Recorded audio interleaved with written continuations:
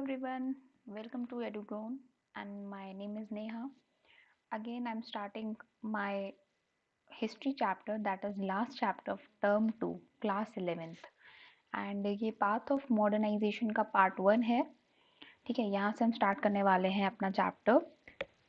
And ये focus करेगा, it's all about Japan and China.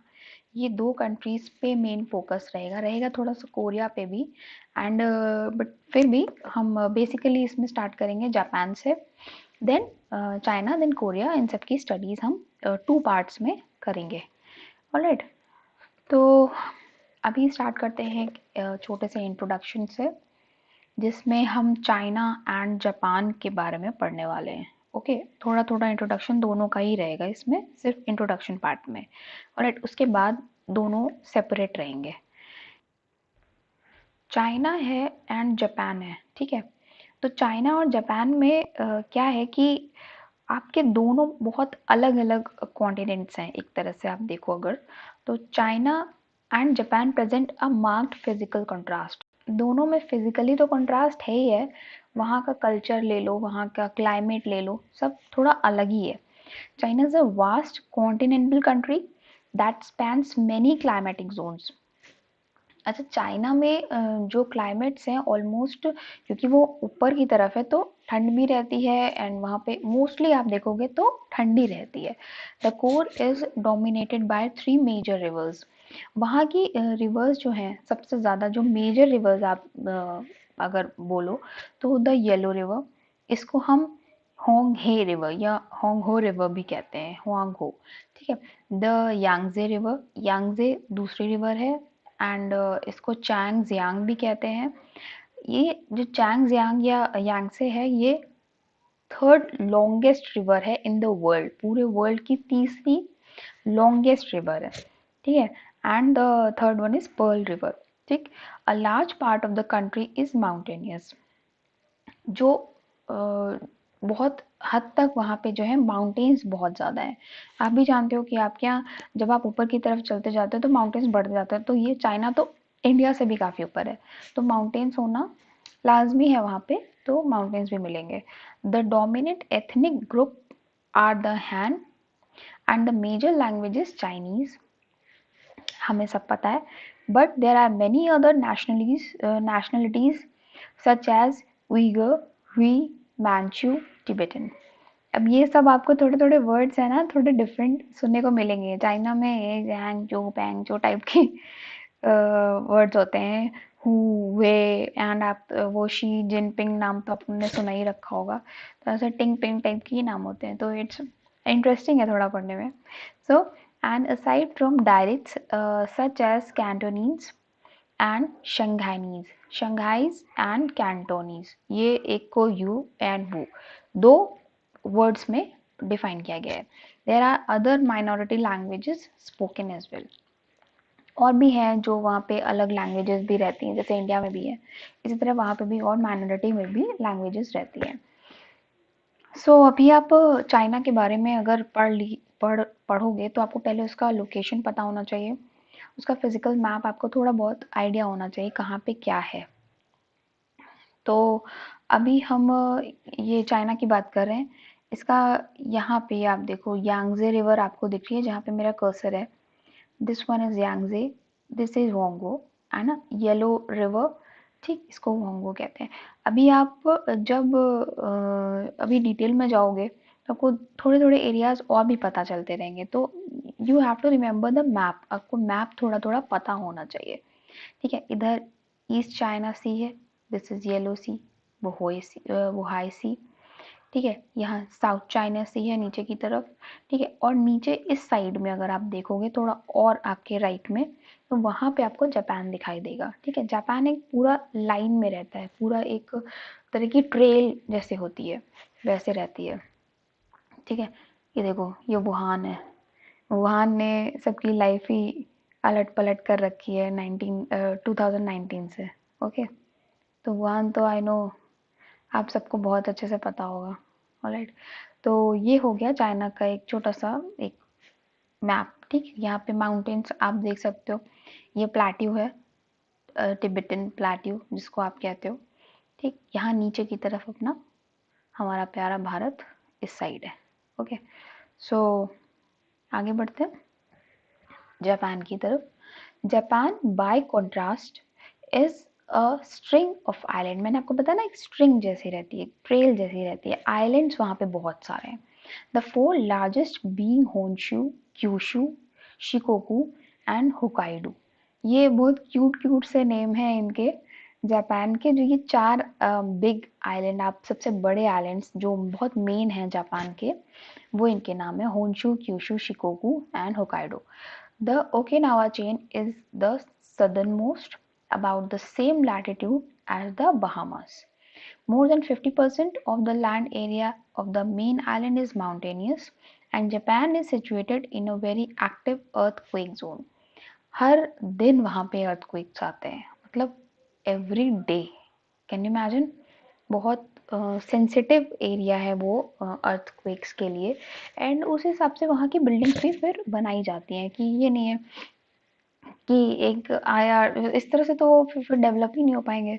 तो वहाँ पे इस तरह की टेक्निक्स लगाई गई कि अर्थक्वेक रेजिस्टेंट बिल्डिंग्स को बनाया गया था। These geographical conditions have influenced architecture। जैसा कि मैंने बताया, ये जो जितनी भी कंडीशंस हैं अर्थक्वेक की है, इनसे बचने के लिए आर्किटेक्ट, वहाँ का जो आर्किटेक्चर है उसको बहुत डेवलप्ड कह सकते हो आप। ठीक है, वो काफ़ी सारे जो भूकंप के झटके वो सह सकता है। The population is largely Japanese, but there are small Ainu minority and Koreans who were forcibly brought as labor when Korea was a Japanese colony. Mostly वहाँ पे जापानीज ही रहते हैं, but small Ainu minority, Ainu जो होती है वो Korea की ही तरह की आइनू माइनॉरिटी है, वो भी वहाँ पे पाई जाती है। जब जापान ने कोरिया में अपना कॉलोनीज बनाई थी, तो वहाँ से कुछ स्लेव्स या फिर कह सकते हो लेबर के फॉर्म में वहाँ से लोगों को बुला के यहाँ पे रखा गया था। उन्हीं के एंसेस्टर्स से अब यहाँ पे एक और देखा जाए तो एक एक पॉपुलेशन वहाँ पे इनकी भी रह रही है। Japan lacks a tradition of animal rearing. Rice is the staple crop, fish the major source of protein. Raw fish, जो sashimi, sushi, has now become a widely popular dish around the world as it is considered very healthy. ठीक है, ये fish की, एक raw fish की ये dish होती है। अगर आप नॉन वेजिटेरियन हैं तो ऑफ कोर्स आपको पता होगा कि व्हाट इज सुशी और सैशिमी। ठीक, ये सब चीज़ें। अच्छा, जापान के बारे में एक सबसे बड़ी बात यह है कि वो कितने भी, वो चलो ठीक है अर्थक्वेक आते हैं, सब होता है, बट उसको कभी किसी ने गुलाम नहीं बना पाया। एक बहुत ही बड़ी एंड बहुत अजीब बात है ये, कि कभी भी उस उसके ऊपर किसी ने राज नहीं किया, किसी भी कंट्री ने राज नहीं किया। ठीक है, सब जगह कॉलोनीज बनी, बट जापान हर चीज़ में बहुत इंडिपेंडेंट रहा, वो कभी भी निर्भर नहीं रहा। ठीक, उस पे किसी का कब्जा नहीं रहा। तो इसको आप यही कह सकते हो कि वहाँ के जो लीडर्स थे, दे वो वेरी बहुत दूरदर्शी थे। उन्होंने आसपास जो हो रहा है उससे बहुत कुछ सीखा, एंड वो चीज़ अपनी कंट्री में नहीं होने दी। ठीक है, अपने बाजू में उन्होंने इंडिया को ही देख लिया था कि किस तरह से ट्रेडिंग के नाम पर आके यहाँ पे व्यापार होके, और व्यापार के बाद यहाँ पे पूरा पूरा कब्जेदारी हो जाना, पूरी कॉलोनीज बना लेना, कैप्चर कर लेना। तो ये सब चीज़ें जापान ने दूर से ही देख लिया था, एंड उसने अपने यहाँ वो चीज़ होने ही नहीं दी। तो वो कभी भी उसको आज़ाद कराने का सवाल ही नहीं है, जब वो हमेशा आज़ाद था, उसके ऊपर कभी किसी का कोई राज नहीं रहा। ठीक है, तो ये it's a big big thing for Japan, ये बहुत अच्छा पॉइंट है जापान के लिए। ओके, सो जापान का आप एक बार मैप देख सकते हो। सी ऑफ जापान ये इधर है, यहाँ पे हमने चाइना पढ़ा अभी, ये चाइना दिख रहा है आपको। ठीक, यहाँ पे भी आपको ये चारों तरफ सिर्फ ओशियंस, सी, यही मिलेंगे। ठीक है, पूरे, और इसीलिए यहाँ पे आइलैंड्स भी बहुत ज़्यादा है। ठीक, तो यहाँ पे क्या है कि सबसे ज़्यादा अर्थक्वेक्स भी इधर ही आते हैं। तो आप देख रहे हो ये पैसिफिक ओशन, फिलीपींस इधर है तो ये Philippines Sea, Sea of Japan, East China सी।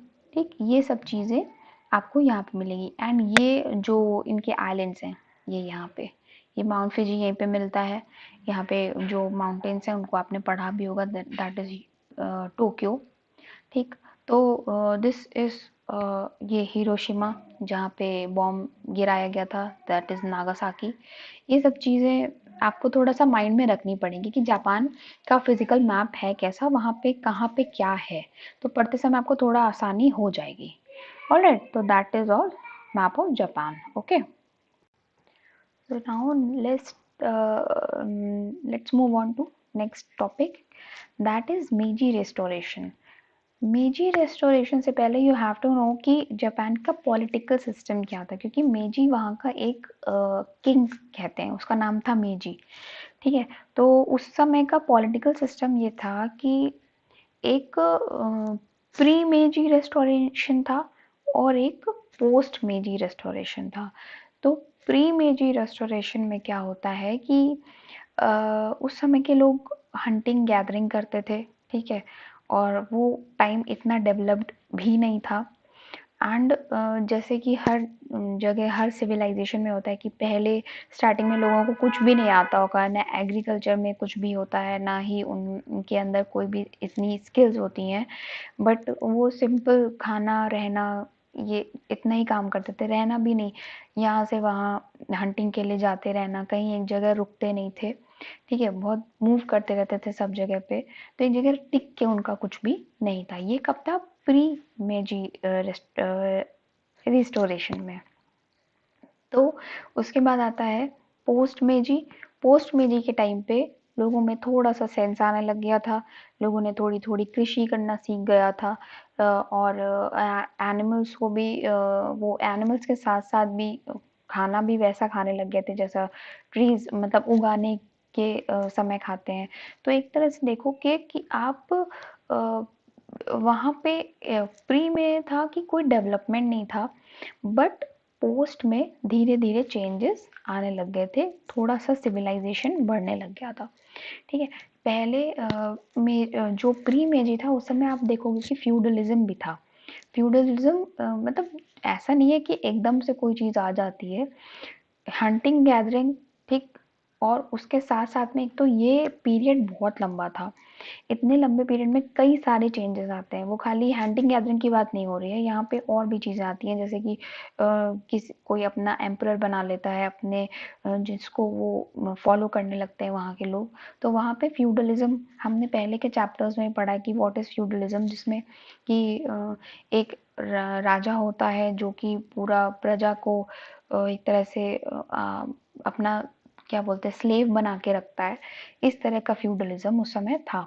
तो राजा सिर्फ अपना प्रॉफिट सोच रहा है और उसके जो अंडर में काम करने वाले हैं वो लोग, जो उसके साथ में जो उसके अधिकारी हैं वो अपने बारे में सोच रहे हैं, लेकिन जनता की कोई नहीं सोच रहा है। वहाँ के जो उनको सिर्फ स्लेव बना के रखा जा रहा है, उनको सिर्फ एक जो रिक्वायरमेंट होती है ब्रेड की, सिर्फ वो पूरी की जा रही है जैसे भी करके, बाकी उनका पूरा एक तरह से उनका इस्तेमाल किया जा रहा है अपने डेवलपमेंट के, अपनी ग्रोथ के लिए, सिर्फ अपनी ग्रोथ के लिए। तो ये चीज़ थी प्री मेजी में। देन मेजी रेस्टोरेशन में क्या हुआ था कि ये आपके एक मेजी जो मैंने बताया कि जो किंग थे वो आए एंड उन्होंने काफ़ी सारे रिफॉर्म्स लेकर आया था, इसलिए बहुत इम्पोर्टेंट हमारे लिए सिर्फ पोस्ट मेजी रेस्टोरेशन ही है, प्री इतना इम्पोर्टेंट नहीं है, क्योंकि रिफॉर्म्स उसमें कुछ भी नहीं, कोई भी चेंजेस नहीं आए थे, ठीक, कोई भी डेवलपमेंट नहीं हुआ था, बट पोस्ट मेजी रेस्टोरेशन में काफ़ी सारे डेवलपमेंट्स हुए थे और काफ़ी जापान की उसमें ग्रोथ हुई थी। ओके, तो इस पॉलिटिकल सिस्टम में क्या था, जो प्री हिस्टोरिक पीरियड था उसको हम वो जॉमन पीरियड भी कहते हैं, जोमॉन पीरियड। जोमॉन पीरियड में आप देखोगे अगर, तो उस समय ऐसे लोग होते थे जैसे करेंटली हम लोग हैं, मतलब आप अगर चाइनीज़ और जापानीज़ का फिजिकल अपीयरेंस देखोगे तो उनकी कुछ ऐसे करके आईब्रोज होती हैं, छोटी छोटी आईज होती हैं, एंड नोज़ ऐसे चिपटी सी होती है, एंड कॉम्प्लेक्शन वाइज भी बहुत ज़्यादा फेयर होते हैं वो लोग, बट ये चीज़ पहले थी वहाँ पे, ठीक। जोमॉन पीरियड में ऐसा था, ये अराउंड 13,000 बीसी से के बात कर रही हूँ मैं, उस समय 13,000 बीसी से 1000 बीसी के आसपास ऐसे लोग ही वहाँ पे पाए जाते थे। दे हैड बियर्ड्स एंड वो लोग ऐसे चोटी भी रखते थे, तो ऐसा करके वहाँ पे लोग रहते थे। बट उसके बाद क्या हुआ कि जो कुछ एशियन कंट्रीज से आए, जैसे चाइना से आए, ठीक है, एंड अभी जो कोरिया से जो लोग वहाँ पे स्लेवरी के लिए बुलाए गए थे वो लोग आए, तो उसके बाद वहाँ के अपीयरेंस में भी चेंज आने लग गया था, ठीक। तो पहले के टाइम पे आंखें बड़ी होती थी, बट जॉमॉन्स के पीरियड में, जो प्री हिस्टोरिक पीरियड में, बट धीरे धीरे जब मॉडर्नाइजेशन की तरफ आगे बढ़ा तो उनके अपीयरेंस में चेंजेस आए, एंड वहाँ के रहन सहन में, वहाँ के खान पान में काफ़ी चेंजेस आए, जो कि अभी उसी चीज़ को फॉलो वहाँ के जापानीज कर रहे हैं, ठीक है। तो हम यहाँ पे पढ़ने वाले हैं द मेजी रेस्टोरेशन। मेजी रेस्टोरेशन में क्या था कि ये एक मेजी जो थे यहाँ के किंग थे, या ये कह लो कि एक तरह से ये लोग लाइक डिक्टेटर भी कह सकते हो इनको आप, ठीक। एंड वहाँ उस समय यहाँ पे जापान के अंदर शोगन्स शोगन्स कहे जाते थे, ठीक है। ये कैटेगरी होती थी, जो ये डिक्टेटर्स होते थे, जो एक तरह से आप ऐसा समझो कि एक किंग है, एंड किंग के अंडर में जो लोग काम कर रहे हैं, या किंग के बहुत क्लोज पीपल, दे आर शोगन्स, ठीक है। तो किंग एक नाम का होता था, बस सारे जो डिसीजंस लेते थे वो शोगन्स लेते थे।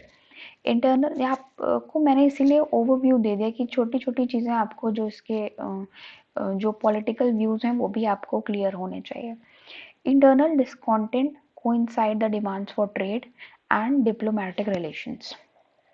अब क्या है कि किसी भी ट्रेड को करने के लिए, अब अगर आप कंट्रीज के अंदर रिलेशंस बना के रखोगे, दैट टू डिप्लोमेटिक रिलेशंस बना के रखोगे, तो ट्रेड में बढ़ावा होगा, ट्रेड में प्रॉफिट होगा, ठीक है। ये चीज़ें क्लियर हैं, okay. In 1853 the USA sent commodore Matthew Perry.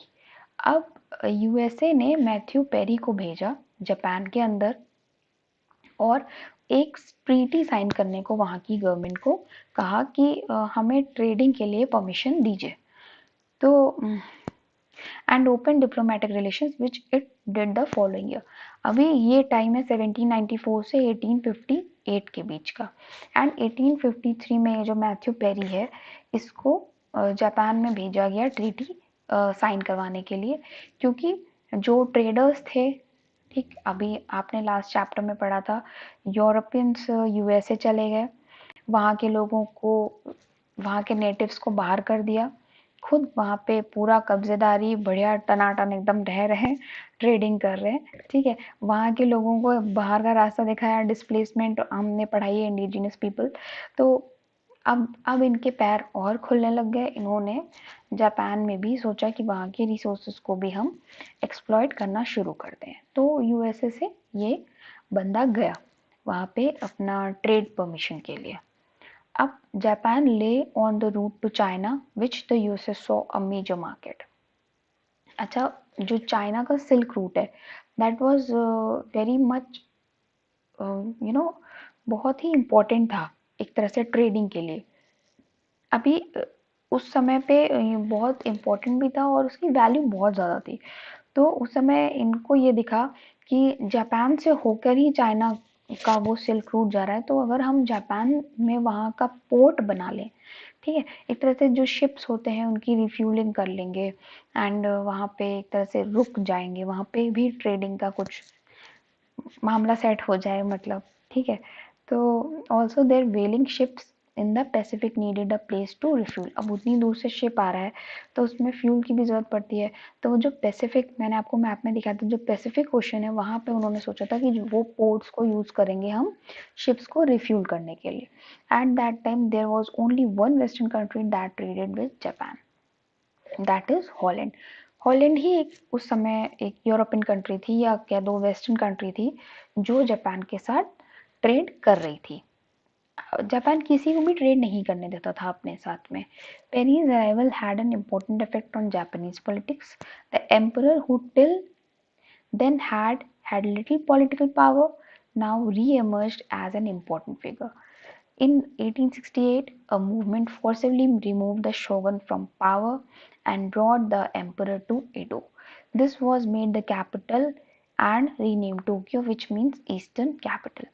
अब यहाँ पे जो एम्परर था, ठीक, वहाँ उसके पास पावर थी, बहुत इंपॉर्टेंट फिगर था वो, ठीक है। 1868 में क्या हुआ था कि जो शोगन्स, मैंने आपको पहले बताया, शोगन्स के पास पूरी पावर हुआ करती थी, बट फोर्सबली वहाँ शोगन्स की पावर उनसे खींच ली गई, एंड जो एम्परर था ईडो, उसको वो दे दी गई।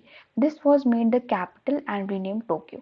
इसको जो था, इसको रीनेम क्या किया, एडो को टोक्यो नाम दिया गया, which is the eastern capital. उसको, एक टोक्यो को ईस्टर्न कैपिटल बना दिया गया। Officials and the people were aware that some European countries were building colonial empires in India and elsewhere. अभी वहाँ के लोग बहुत दूरदर्शी थे।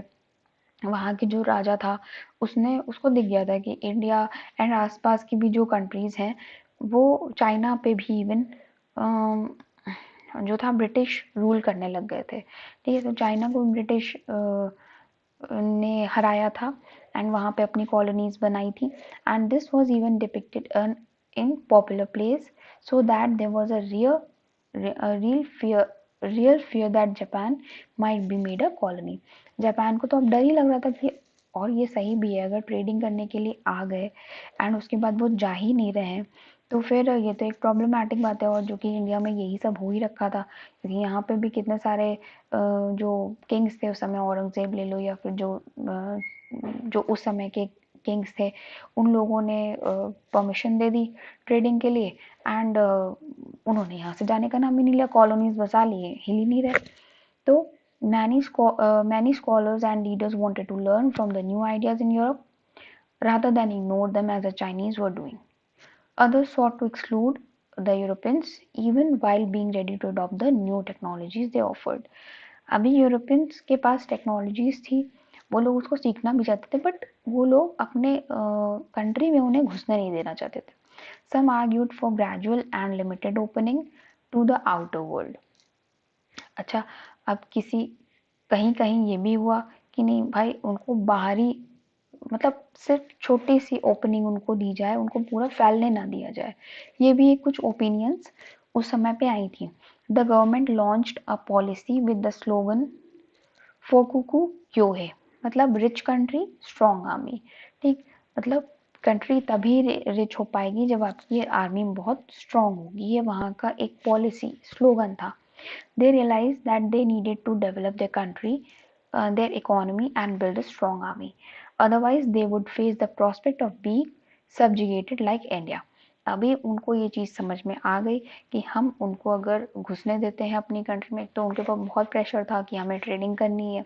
तो उन्होंने अपने आप को स्ट्रॉन्ग करने के लिए आर्मी को स्ट्रॉन्ग बनाने की कोशिश करी, अपनी इकोनॉमी को स्ट्रॉन्ग डेवलप करने की कोशिश करी, जिससे कि वो इंडिया की तरह सब्जुगेटेड ना हो पाए बाकी कंट्री, मतलब यूरोपियन कंट्रीज से। To do this, they needed to create a sense of nationalhood among the people and the transform subjects into citizens. अभी उन लोगों ने लोगों के अंदर थोड़ा नेशनलिज्म जगाया, लोगों को थोड़ा इसलिए अवेयर किया कि उनको अपनी कंट्री के प्रति थोड़ा सा प्रेम, थोड़ी अवेयरनेस जागी, and to transform subjects into citizens. मतलब सिटीजनशिप, एक जो फीलिंग होती है, वो उनको ये लगा कि अगर हम ये सेंस लोगों के अंदर आ जाएगा, तो हमारा हमारा देश किसी का गुलाम नहीं हो पाएगा, ठीक है। और ये सही भी है, दैट इज रियली ट्रू। तो a new school system began to be build from 1870s। Education बहुत इम्पोर्टेंट होती है किसी भी कंट्री के लिए, और ये चीज़ जापान को उस समय से समझ में आ चुकी थी कि अगर a good education builds a strong nation, ये चीज़ उस समय क्लियर थी। तो स्कूलिंग बहुत इम्पोर्टेंट कर दी गई थी उस समय, चाहे वो गर्ल्स हो या बॉयज़ हो। बहुत एक तरह से 1910 तक पूरे यूनिवर्सली उसको फैला दिया गया था कि स्कूलिंग तो करनी ही करनी है, और उस हिसाब से उन्होंने वहाँ की फीस को भी कम रखा, जिससे कि लोग जो मतलब जो इतने फाइनेंशियल स्ट्रॉन्ग नहीं है, वो लोग भी अपने बच्चों को एटलीस्ट बेसिक नॉलेज या बेसिक एजुकेशन प्रोवाइड कर पाए। The curriculum had been based on Western models, but by the 1870s, while emphasizing modern ideas, stress was placed on loyalty and the study of Japanese history. अच्छा ये चीज़ उन्होंने अभी भी ये point है कि जापानीज़ जो हैं अपनी कंट्री में अपने बच्चों को जापानीज़ हिस्ट्री बहुत थॉरोली बताते हैं। एंड ये चीज़ वो अभी से नहीं कर रहे हैं, 1870s से ही वो लोग कर रहे हैं। उन्होंने वेस्टर्न कंट्रीज़ के भी बताए मॉडर्न आइडियाज़, स्ट्रेस वो सब उन्होंने दिया, बट उन्होंने जापानीज़ हिस्ट्री को बहुत दिमाग में एक that was a main curriculum in their education system. The Ministry of Education exercised the control over the curriculum and in the section of textbooks as well as in teachers training. Teachers को भी उस हिसाब से training दी गई कि उन्हें कैसे पढ़ाना है, क्या पढ़ाना है, ठीक है, ये सब चीज़ें ट्रेनिंग में बताई जाती है. What was called moral culture and had to be taught. Moral culture ये एक बहुत बढ़िया टर्म है जो आई थिंक हर किसी को पता होना चाहिए कि उसकी कंट्री में उसकी कंट्री की कल्चर क्या है, उसकी कंट्री का हिस्ट्री क्या है, उसकी कंट्री में स्ट्रॉन्ग पॉइंट्स क्या हैं, ये सब चीज़ें जो होती हैं बहुत इंपॉर्टेंट होती हैं टू बी टॉट, मतलब हर एक को पता होना चाहिए. And next children to revere their parents, be loyal to the nation, nationalism, nationalhood, एक तरह से पेट्रियाटिक जो फीलिंग होती है, पेट्रियटिज्म होता है, वो बहुत ज़रूरी है. ठीक है, आप अगर पेट्रियट हैं अच्छे तो आप कभी भी अपने नेशन को बिकने ही नहीं दोगे. And become a good citizen. All young man over 20 had to be a period of military service. अच्छा वहाँ पे मिलिट्री में भी जाना बहुत इंपॉर्टेंट था. जितने भी जो यंग मैन थे तो अगर वो 20 साल से ऊपर हैं तो उन्हें कुछ टाइम के लिए मिलिट्री सर्विस अपनी को देनी पड़ेगी. Modern military force was developed. अभी जो यंग मैन है वो जाएंगे तो वहाँ की ऑब्वियसली आर्मी बहुत स्ट्रांग हो जाएगी. A legal system was set up to regulate the formation of political groups, control the holdings of meetings and impose strict censorship. ठीक, अभी पूरा एक तरह से जो पॉलिटिकल ग्रुप्स थे वहाँ पे उनका फॉर्मेशन होने लग गया था. एंड वो पूरा एक अपनी कंट्री को कंट्रोल करके चल रहे थे वहाँ पे, चाहे वो मिलिट्री हो या स्कूलिंग हो, एजुकेशन हो, हर चीज़ को लेके बहुत कंसर्न थे. In all these measures, the government had to face opposition. The military had the bureaucracy were put under the direct command of the emperor. जो मिलिट्री थी एंड द ब्यूरोक्रेसी थी उस वो किसके कमान पे चलती थी, एम्परर के. अभी भी वहाँ पे मोनार्की सिस्टम ही है आई गेस जापान के अंदर. एंड वहाँ पे किंग की ही चलती है, वो चाहे मिलिट्री हो चाहे ब्यूरोक्रेट्स हो, वो किंग की सुनते हैं. ओके, तो ये सिस्टम था पूरा जापान का.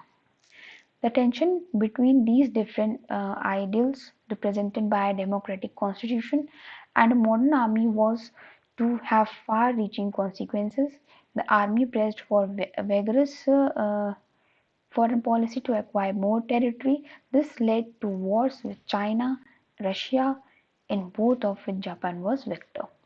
अच्छा, जब इतनी सारी चीज़ें होंगी जापान में, जब जापान में एक तरह से पूरा रिफॉर्म्स आ जाते हैं, जो जो मेजी था उसने भी इतने सारे रिफॉर्म्स लाए जिसकी वजह से वहाँ की मिलिट्री बहुत स्ट्रांग हो गई. वहाँ पे अलग जो ट्रेड करने आ रहे थे उनको भी कंट्रोल में करके रखा गया. ठीक है, वहाँ के लोगों को अच्छी से अच्छी शिक्षा दी गई जिसकी वजह से वो उनके अंदर एक नेशनल हुड होना चाहिए, एक पेट्रियाटिक जो वो भावना होती है वो होनी चाहिए. तो ये सब चीज़ों की वजह से ही जापान वॉज द विक्टर. उसने जीता, उसने चाइना को हराया और उसने रशिया को भी हराया. चाइना की तो उसने ऐसी की तैसी कर दी and Russia is a strong country. अभी आप अगर चाइना को देखोगे तो चाइना से तो पॉसिबल ही नहीं है कि कोई जीत पाएगा, बट स्टिल चाइना हारा किससे, जापान से, एंड बहुत बुरी तरह हारा. एंड दूसरा रशिया, रशिया भी it's a very strong army. ठीक, हर तरह से बहुत स्ट्रॉन्ग है वो, जल थल नभ आप कुछ भी ले लो तो रशिया इज बहुत स्ट्रॉन्ग है, बट स्टिल जापान ने उसको भी हराया.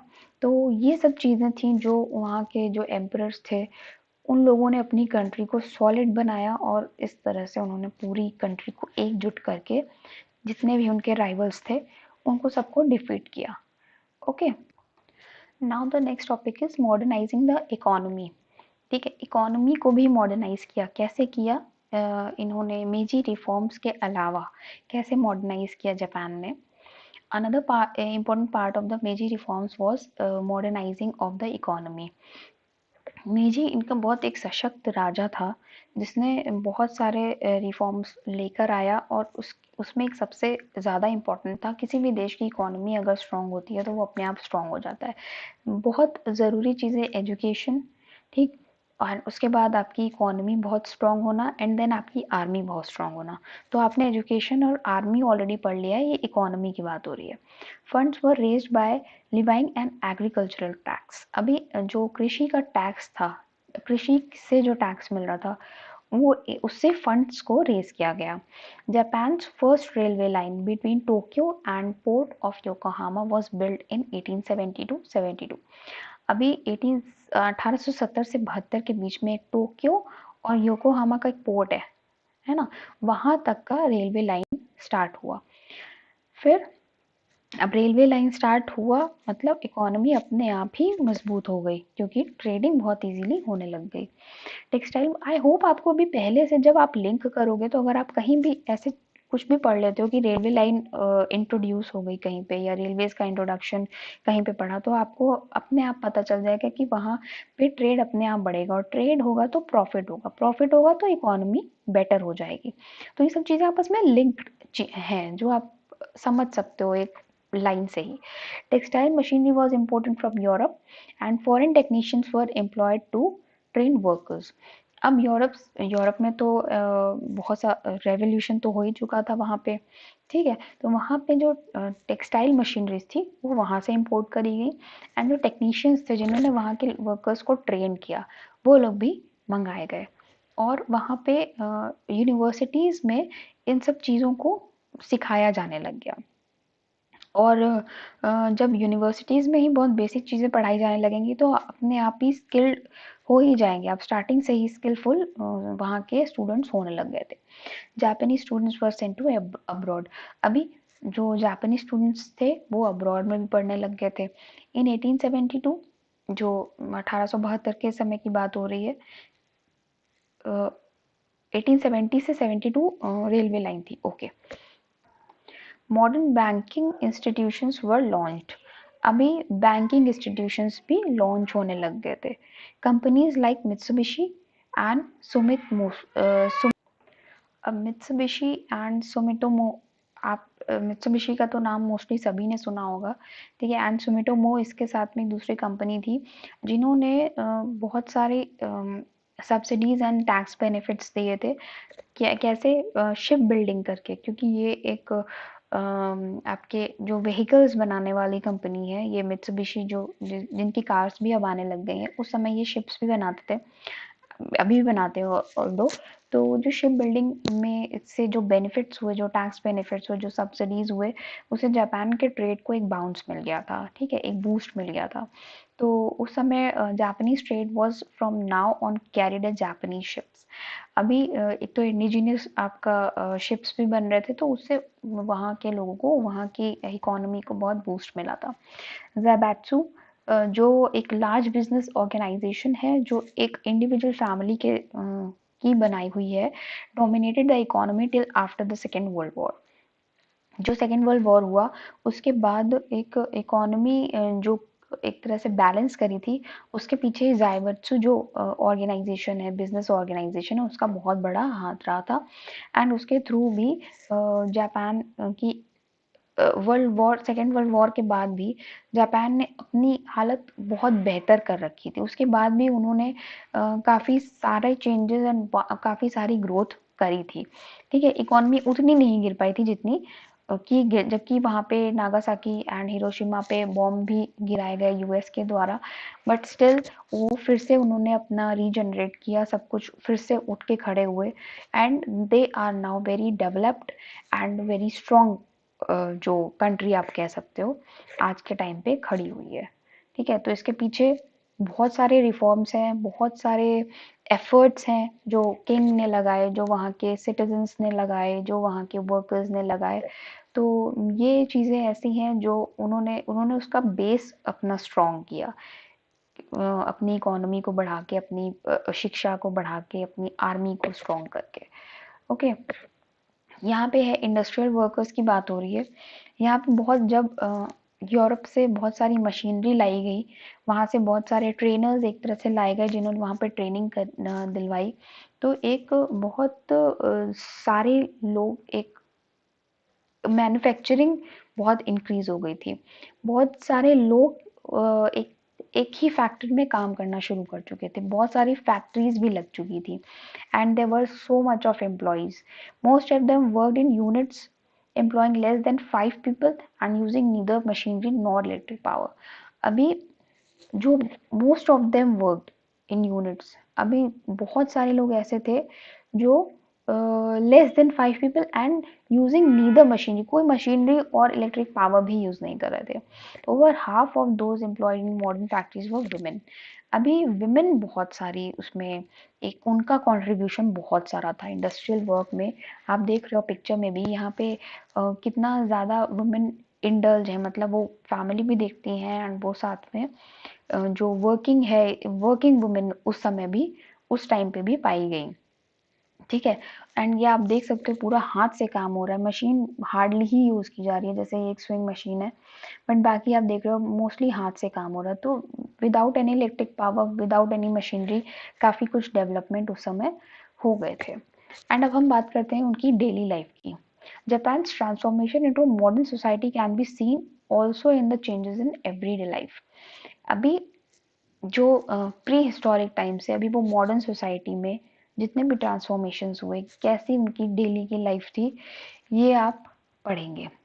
The patriarchal household system comprised many generations living together under the control of the head of the house, but as more people became affluent, new ideas of the family spread। Patriarchal system सब जगह था, वो सिर्फ India में ही नहीं, आपने ये देख रहे हो कि जापान के अंदर भी में भी है। एंड वहाँ पे पिता के ही डिसीजंस को इम्पोर्टेंट माना जाता था, उन्हीं के डिसीजंस को लोग फॉलो करते थे। जो पिता होता था वो he is the head of the family, and उसी लेकिन स्टिल धीरे धीरे क्या होता है कि इनिशियली तो यही होता है, लेकिन बाद में दोनों के लेवल बराबर हो जाते हैं, मतलब mother and father both were very important part of the family.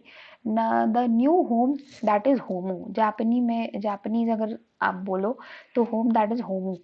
ठीक है, तो was that of nuclear family where husband and wife lived as bread winner and home maker. उस समय जो अभी आप पहले के पिक्चर में भी देख रहे हो जैसे कि हस्बैंड एंड वाइफ दोनों ही काम करते थे। ठीक है, तो दोनों ही एक ब्रेड विनर, दोनों ही एक घर चलाने वाले एंड होम मेकर कहे जा सकते हैं। And that was a nuclear family जिसमें husband, wife, and their kids were staying। This new concept of domesticity in turn generated demands for new types of domestic goods, new types of family entertainments, and new forms of housing। यहाँ से एक nuclear family का भी system आपको देखने को मिलेगा, क्योंकि पहले लोग जैसे कि फैमिली तो छोड़ो, लोग, मैंने आपको बताया था बैंड्स में रहते थे। बहुत पहले के टाइम की बात हो रही है, जब नेटिव्स की हम बात करें तो पूरा एक कबीला टाइप का होता था।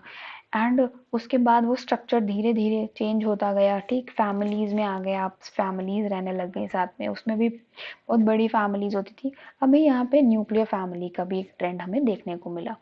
In the 1920s, construction companies made cheap housing available for a down payment of 200 yen and monthly installment of 12 yen for 10 years। अभी आप देख रहे हैं कि ये एक तरह से बहुत चीप आपको हाउसिंग अवेलेबल मिल सकता है। जो कंस्ट्रक्शन कंपनीज थी वहाँ पे बहुत कम रेट्स पे लोगों को, डाउन पेमेंट भी इतना कम है, देन इंस्टॉलमेंट्स भी इतनी कम है। तो इस तरह से जो वहाँ के एम्प्लॉयज़ थे उनके ऊपर बहुत ज़्यादा प्रेशर नहीं रहता था। They were earning well and they were, उनका जो स्टेटस था, जो उनकी लाइफ थी, that was very easy to go, मतलब बहुत सब कुछ रीजनेबल प्राइसेस पे ही अवेलेबल था। अगर आजकल के टाइम पे किसी को घर बहुत रीजनेबल मिल जाता है तो इट्स अ बिग थिंग, क्योंकि आजकल इतनी महंगाई के टाइम पे आप उम्मीद ही नहीं कर सकते कि किसी का, बहुत हार्डली किसी का अपना घर होता हो, जल्दी हो पाता है। सो ये उस समय की बात है जब इतनी इकोनॉमी भी स्ट्रांग हो रही थी, इतना कुछ डेवलपमेंट्स भी हो रहे थे एंड साथ में वहाँ के एम्प्लॉयज़ को या वहाँ के वर्कर्स को, वहाँ के लोगों को बहुत ईज़ी इंस्टॉलमेंट्स में ईज़िली उनको जो हाउसिंग थी वो अवेलेबल थी। Okay, so this is here अभी आई होप अभी आपको क्लियर हो गए होंगे जो चीज़ें मैंने अभी आपको बताई हैं। इसके बाद मैं आपको बताऊंगी आफ्टर डिफीट। आफ्टर डिफीट किसकी defeat? Re-emerging as a global economic power. ये हम जापान की एक पावर के बारे में बात करने जा रहे हैं, ठीक? So let's start about. मैं आपको इसका पहले थोड़ा सा इसका बैकग्राउंड बता देती हूँ, ठीक? फिर हम आगे बात करते हैं, राइट? सो आफ्टर डिफीट से मतलब यहाँ पे ये है कि डिफीट उनकी जापानीज की किससे हुई, ठीक है? इसके पहले की स्टोरी तो आपने पढ़ रखी, आपको पता भी होगी कि जापान जो था अपना एक्सपेंडिशन कर रहा था, एक्सपैंड कर रहा था अपनी कॉलोनीज को बना करके एंड उसने अपनी नेबरिंग कंट्रीज में अपने एक तरह से एडवांसमेंट कर रहा था। वो मंचूरिया, कोरिया एंड चाइना, इन सब जगहों पे अपनी कॉलोनीज बना रहा था, अपना एम्पायर को बढ़ा रहा था। एंड चूंकि चाइना से अमेरिका का डायरेक्ट एक तरह से यूएसए चाइना ट्रेडिंग में थे थ्रू सिल्क रूट, तो वो तो डायरेक्ट ही अपनी एक तरह से ट्रेडिंग कर रहा था। लेकिन इससे क्या था, जापान थोड़ा इनसिक्योर था, तो ये इनसिक्योरिटी में ही उसने क्या किया था कि पर्ल हार्बर पे इसने जापान ने अटैक कर दिया। अब जब यूएसए के पर्ल हार्बर पे अटैक हो जाएगा तो ऑब्वियसली अमेरिका वाज, उसका तो दिमाग आउट हो चुका था। इसके बदले में उसने एक वॉर छिड़ गई। वॉर छिड़ने के जो कॉन्सिक्वेंसेस ये रहे कि वो सभी को पता है, हिरोशिमा एंड नागासाकी पे उन्होंने एटॉमिक बॉम्ब्स गिराए, न्यूक्लियर बॉम्ब्स गिराए एंड जिसकी वजह से उनकी आने वाली कितनी जनरेशन्स इफेक्ट रही, उसके रेडिएशंस कितने सालों तक आगे तक चलते रहे। तो that was a big defeat for Japan, क्योंकि उस समय उसको ये बिल्कुल भी अंदाज़ा ही नहीं था कि ऐसा कुछ भी हो सकता है ना? क्योंकि अगर हिरोशिमा और नागासाकी पे जो बॉम्ब्स गिराए गए, इसके अलग-अलग थ्योरीज हैं, वो लोग कई अलग-अलग बातें करते हैं, बट द थिंग इज कि वो इतने बड़े अटैक्स थे, इतना बैडली इफेक्ट किया था जापान की इकोनॉमी को, या आप कह लो कि वहाँ के लोगों की हेल्थ को लेकर के, जिससे वहाँ पे ये था कि उनको उससे उबर पाने में, शायद जापान की जगह और कोई कंट्री होती तो उसके लिए उबर पाना उतना आसान नहीं होता। बट जापान ने अपनी ऑलरेडी उसके जो हिस्ट्री आप अगर देखोगे तो उसने काफ़ी कुछ डेवलपमेंट्स पहले से कर रखे थे, जिसकी वजह से वो डिफीट को ओवरकम कर पाया बहुत ही शॉर्ट टाइम, मतलब शॉर्ट पीरियड में ही। ओके, तो we will learn about it कि उसके बाद उसने री एमर्जिंग कैसे हुई, उसकी कैसे वो एक इकोनॉमिक पावर बन गया जो आज हम उसको देख रहे हैं। ऑलराइट, तो Japan attempt to carve out a colonial empire ended with its defeat by the allied forces। allied forces से मतलब यहाँ पे यूएसए एंड आपका यूके, ये सब जब वर्ल्ड वॉर में जो इंक्लूडेड आपकी कंट्रीज थी वर्ल्ड वॉर टू में, उनकी बात हो रही है। तो जापान इन सबसे हार गया। It has been argued that nuclear bomb were dropped on Hiroshima and Nagasaki to shorten the war. जो वॉर का टाइम पीरियड था उसको कम करने के लिए, ऐसा लोग बोलते हैं, उस समय ये आर्ग्यूमेंट हो रहा था कि न्यूक्लियर बॉम्ब्स को गिराया गया कि भाई बॉम्ब डालो एंड वॉर को ख़त्म करो, but this is not the justification, because ये हिरोशिमा और नागासाकी ने इसका बहुत बड़ा एक तरह से भुगता है उस चीज़ को। एंड हिरोशिमा पे क्यों, it was the centre of the military military forces, पूरा उनका जो आर्मी थी वो वहीं से ही कंट्रोल होती थी, तो हिरोशिमा ने तो उनकी पूरी आर्मी ही ध्वस्त कर दी थी। ओके, एंड नागासाकी भी इसी तरह से 9th एंड 12th अगस्त को जो ये इतने बड़े अटैक्स हुए, तो ये कोई भी कोई जस्टिफाई नहीं कर सकता इन अटैक्स को, क्योंकि इससे वॉर ख़त्म क्या, अगर आप कहो कि उससे वहाँ के लोगों ने बहुत कुछ झेला है, तो वॉर ख़त्म हो या ना ख़त्म हो, that was very bad for the people of the country. Okay, but others think the immense destruction and suffering it caused were unnecessary. Of course it was unnecessary, क्योंकि इतनी suffering की कोई जरूरत नहीं थी जो उनको दी गई वहाँ के लोगों को. Under the US led occupation, Japan was demilitarized and new constitution introduced. अभी क्या हुआ, जब ये सब हो गया, मतलब वॉर हो गई, दे वो हार गए जापान जापानीज, तो वहाँ US led occupation.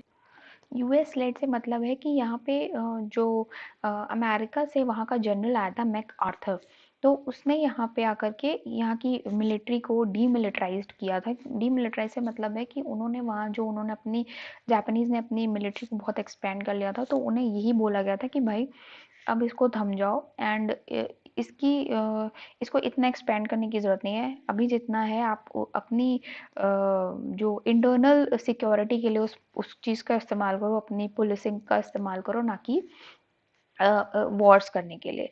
And a new constitution introduced, अभी एक नया कॉन्स्टिट्यूशन वहाँ पे इंट्रोड्यूस किया गया था, दैट इज कॉन्स्टिट्यूशनल मोनार्की, जो कि वो पहले भी होती थी, बट अब वहाँ पे ऐसा हो गया था जैसे इंडिया में था कि प्रेसिडेंट, अभी भी आप जानते हो प्रेसिडेंट इट्स नाम का प्रेसिडेंट होता है, उसके हाथ में कोई इतनी खास पावर नहीं होती है. तो सबसे ज़्यादा पावरफुल क्या कौन होता है, पीएम होता है अपने यहाँ का, कि जितने भी जो इम्पोर्टेंट डिसीजंस हैं वो पीएम लेता है. तो यही सेम चीज़ वहाँ पे भी की गई, ये न्यू कॉन्स्टिट्यूशन इंट्रोड्यूस किया गया. दिस ये सॉरी, इसमें आर्टिकल 9 इज मिसिंग यहाँ पे. आर्टिकल 9 में क्या है कि इसमें क्लॉज क्या दिया हुआ है कि नो वॉर, मतलब हम कुछ भी हो जाए, कैसा भी हो, वॉर नहीं है करनी है. ये एक पॉलिसी दी गई वहाँ पर कि हम कुछ भी करो भाई, लड़ाई नहीं होनी चाहिए, वॉर्स नहीं होनी चाहिए, ये एक क्लॉज डाला गया उसके अंदर. Agrarian reforms, the reestablishment of trade unions and attempt to dismantle the Raibatsu or large monopoly house that dominated the Japanese economy were also carried out. अभी एग्रेरियन रिफॉर्म्स होने लग गए, एग्रीकल्चर में जो रिफॉर्म्स हो सकते थे वो सब किए गए, जिससे उसमें जो रेवेन्यू मिले उससे आपको ज़्यादा से ज़्यादा प्रॉफिट होने लग जाए, जिससे इकोनॉमी बेटर होगी. अब क्या हुआ कि अमेरिका ने अटैक करा, बट अमेरिका ही वहाँ पे मरहम डालने भी गया, क्योंकि उसको क्या चाहिए था, उसको भी कोई अपनी देखो अमेरिका हो या कोई भी कंट्री हो, दे आर वेरी सेल्फिश. जब तक उन्हें वहां से कोई फायदा नहीं होगा वो वहां पे नहीं जाएंगे. तो उससे भी इन लोगों को भी फायदा हो रहा था, जापान से ट्रेडिंग का, या जापान के रिसोर्सेज से यूएस को भी एक एडवांसमेंट मिलने वाला था, जिसकी वजह से वहां पे उन लोगों ने ये सब अपना जनरल भेजा एंड वहां पे रिफॉर्म्स लाया.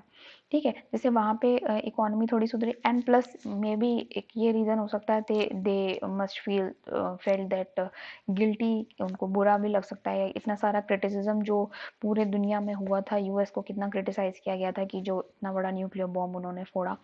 तो एक तरह से वो भी उसको भी आई थिंक ओवरकम करने के लिए उन्होंने ये चीज़ की होगी. तो they now started re-establish the agriculture and unions, trade unions, and जो ज़ाइबैत्सु एक जो आप ये कह सकते हो कि लार्ज कंपनीज होती थी जो प्राइवेट होती थी. ठीक है, जो उन्होंने जापानीज इकोनॉमी को जो था एक तरह से डोमिनेट कर रखा था, उनको भी एक तरह से खत्म किया जाने लग गया था. तो political parties were revived and the first post war election held in 1946 where women voted for the first time.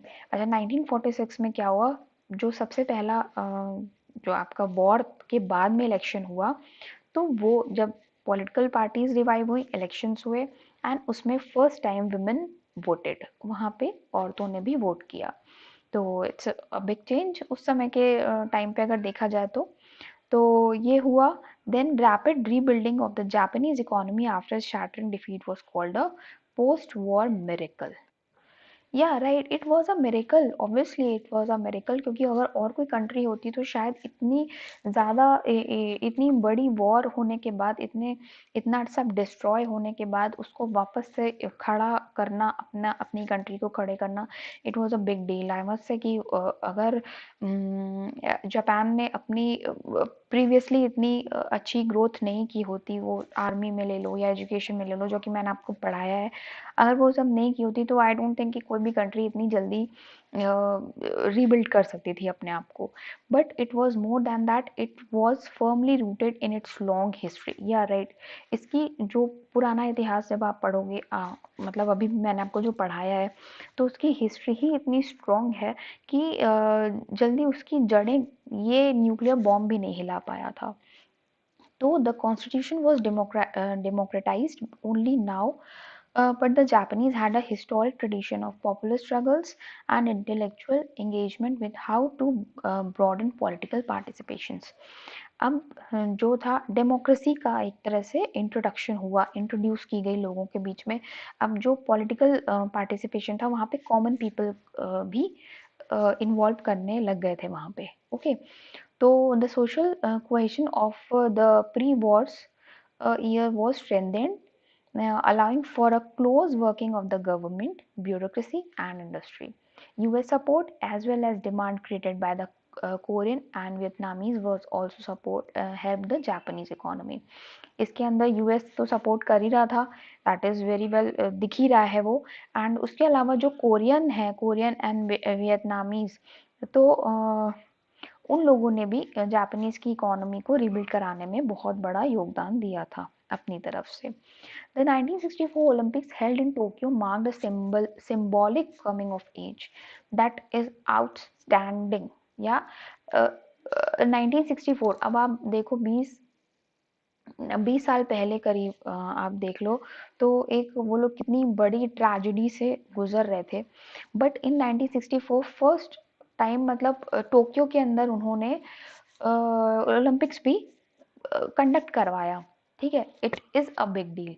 In much the same way the network of high speed Shinkansen और bullet train started in 1964। Bullet train start हो गई। Bullet train तो I think बहुत एक economy को उसने एकदम ऊपर बूम पे लेके गया। ठीक है, वो भी 1964, that is also very early, which ran 200 miles per hour. आप खुद ही देख सकते हैं कि what a drastic change have come to represent the ability of the Japanese to use advanced technology to produce better and cheaper goods. अब वहाँ पे एक कभी कभी आप देखोगे कि कोई लड़खड़ाता है तो वो बिल्कुल बैठ जाता है, but this is the spirit कि अगर आप लड़खड़ाते हैं तो आप और मजबूत होकर खड़े होते हैं। That is the spirit of Japanese.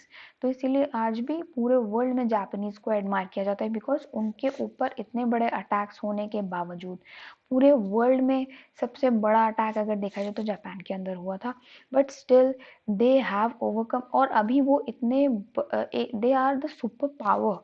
ठीक है, बहुत उनके उनके यहाँ इतने जल्दी ये अटैक्स नहीं होते हैं किसी तरह का भी। जो आप टेररिस्ट अटैक देख लो या किसी भी तरीके का कोई कोई उनसे पंगा नहीं लेता इन शॉर्ट। ठीक है, because they are very powerful. किसी भी फील्ड में ले लो, पॉलिटिकल ले लो या फिर इकोनॉमिकली ले लो, या फिर उनकी आर्मी भी आप देख लो, काफ़ी स्ट्रांग है, दे आर वेरी स्ट्रांग। तो कोई इतनी जल्दी नहीं पंगे लेता है। And this is the history कि जापानीज ने अपने आप को एकदम नीचे से स्टार्ट करके फिर ऊपर, and now they have rebuild there nation.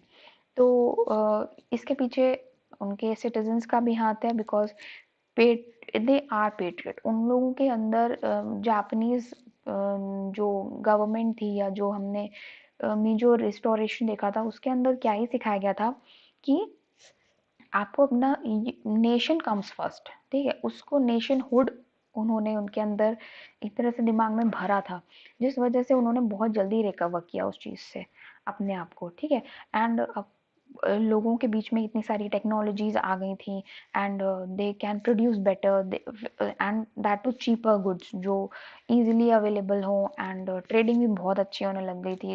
इस तरह से प्रॉफिट भी बहुत अच्छा होने लग गया था 1964 में। तभी तो भाई बुलेट ट्रेन वगैरह चल पाई। Okay, the 1960s saw the growth of civil society movements as industrialization has been pushed with utter disregard to its effect on health and environment. अब 1960s सिविल सोसाइटी मूवमेंट्स हुए थे। ठीक है, उनमें growth हुई थी। As Indian industrialisation has been pushed with utter disregard to its effect on health and environment। अभी health और एनवायरनमेंट जो इंडस्ट्रियलाइजेशन की वजह से था वो भी बहुत इम्प्रूव हो चुका था, लोगों की हेल्थ हो गई, एनवायरनमेंट हो गया, क्योंकि इतनी सारी एग्रीकल्चर रिफॉर्म्स हो चुके थे, जिसकी वजह से इन सब में भी बहुत ज़्यादा एक ग्रोथ देखने को मिली थी।